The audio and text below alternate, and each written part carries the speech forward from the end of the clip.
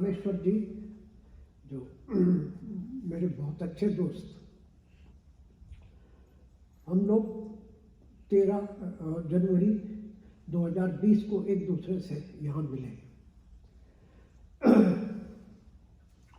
वो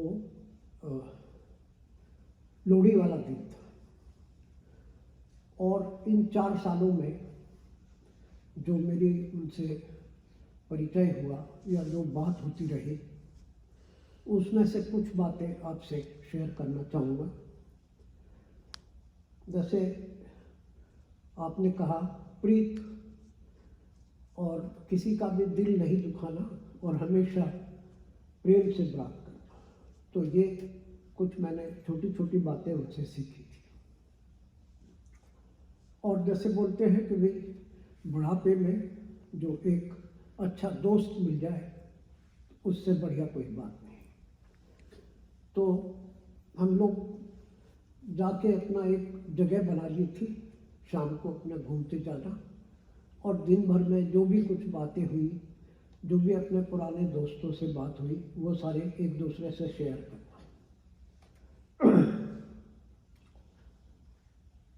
अब मैं 2-3 एग्जाम्पल आपको जो उन्होंने मेरे से शेयर किए थे वो बताना चाहूँगा।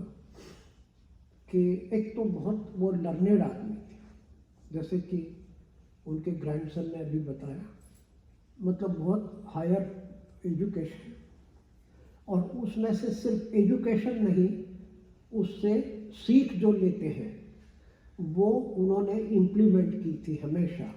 मतलब MSc PhD करना एक बात है, लेकिन दूसरी बात उनसे सीखने वाली ये थी कि उसका ह्यूमन रिलेशनशिप बनाने के लिए या किसी का दिल नहीं दुखाना और हर एक से प्रेम से बात करना, ये कुछ सीखने वाली बातें थी। मैं रात को ही कुछ पढ़ रहा था, तो उसमें एक नाम था एम्यूल V. स्टॉक्स, और ये स्टॉक्स जो है ना वो अमेरिकन था। 1915 में वो हिमाचल प्रदेश गया है, मतलब वो वहीं पे पोस्टिंग थी उसकी, तो वो अमेरिका 1915 में आया। उसने कुछ एप्पल स्टॉक यहाँ से उठाए और वो जाके हिमाचल प्रदेश में लगाए। हमारे रामेश्वर जी, रतन साहब, जो कांगड़ा, जो किन्नौर का जो स्टेशन है 13,000 फीट की ऊंचाई पे, वहाँ पे उन्होंने एप्पल्स पे काम किया। और बहुत डिफिकल्ट स्टेशन, मेरे से बताया करते थे कि वहाँ जाना आना, आज तो खूब अच्छी सुविधा हो गई है, लेकिन जिन दिनों उनकी पोस्टिंग होती थी बहुत डिफिकल्ट था। तो वो स्टॉक्स जिसने 1915 में वो एप्पल के स्टॉक्स लाए थे इंडिया, उसमें वो उन्होंने काम किया।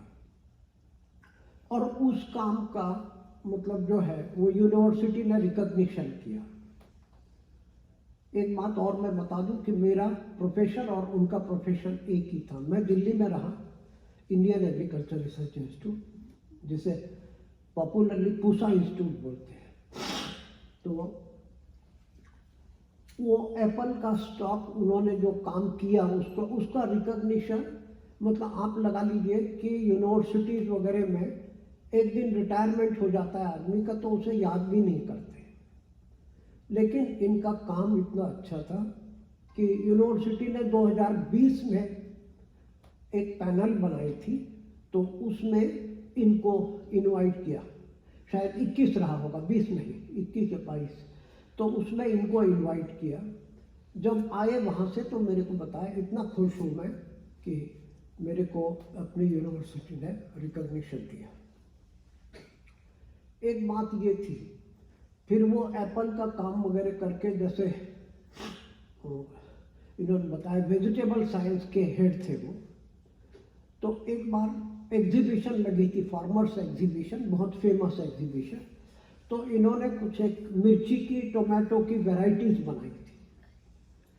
अब जो इन दिनों जो प्रतिभा सिंह है, जो वीरभद्र सिंह की वाइफ है, जो मंडी से इस समय कॉन्टेस्टेंट है, तो वो एज ए चीफ मिनिस्टर की वाइफ एग्जीबिशन में आई, तो सिंह साहब एक स्टॉल पे खड़े थे, और ये जो मिर्ची की वैरायटी है इसका एडवर्टाइजमेंट हुआ था कि ये बहुत तीखी है। अब वो चीफ मिनिस्टर की वाइफ आए, उन्होंने कहा मैं टेस्ट करूं, और इन्हें ये डर लगा कि है तो बहुत तीखी मिर्ची, अब ये इसको परेशानी हो गई तो क्या करेंगे।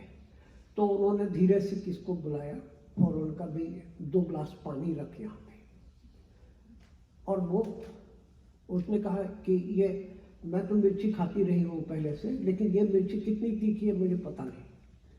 तो उन्होंने कहा मैडम आप टेस्ट कीजिए, और उन्होंने टेस्ट की, वाकई में बहुत तेज मिर्ची।